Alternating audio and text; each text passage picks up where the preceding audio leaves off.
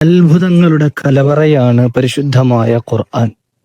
ഖുർആൻ പാരായണം ഖൽബിന് സമാധാനവും ശാന്തിയും നൽകുന്നതാണ് എന്ന് ഖുർആൻ തന്നെ നമ്മെ പരിചയപ്പെടുത്തിയതായി കാണാം.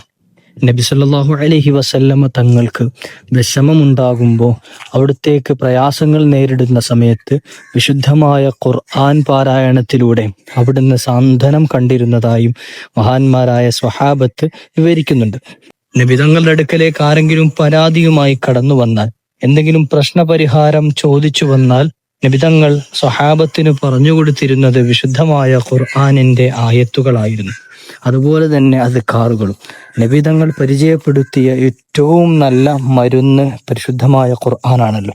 കടങ്ങളും പ്രശ്നങ്ങളും ദുരിതങ്ങളും പ്രയാസങ്ങളുമായി കഴിഞ്ഞുകൂടുന്ന എത്രയോ ആളുകൾ നമുക്കിടയിലുണ്ട്. കടങ്ങൾ വീടാൻ ഏറ്റവും മഹത്തായ സൂറത്തുൽ വാഖിഅ പതിവാക്കാൻ നബിതങ്ങൾ പരിചയപ്പെടുത്തിയതായി കാണാം. ആഖിറം രക്ഷപ്പെട്ട് കിട്ടാൻ സൂറത്തുൽ മുൽക്ക്, തബാറക്കല്ലദീ ബിയദിഹിൽ മുൽക്ക് എന്ന സൂറത്ത് പതിവാക്കണേ എന്ന് പരിചയപ്പെടുത്തിയതായും ഹദീസുകളിൽ കാണാൻ കഴിയും. അതുപോലെ തന്നെ ജീവിത വിജയത്തിനായി സൂറത്ത് യാസീൻ പാരായണം ചെയ്യലും, നമ്മുടെ ജീവിതത്തിൽ വരുന്ന മുസീബത്തുകളെ തടഞ്ഞു മാറ്റാൻ സൂറത്തുൽ കഹ്ഫ് പാരായണം ചെയ്യലുമൊക്കെ നബിതങ്ങളുടെ ഹദീസുകൾ പരതിയാൽ കാണാൻ കഴിയും.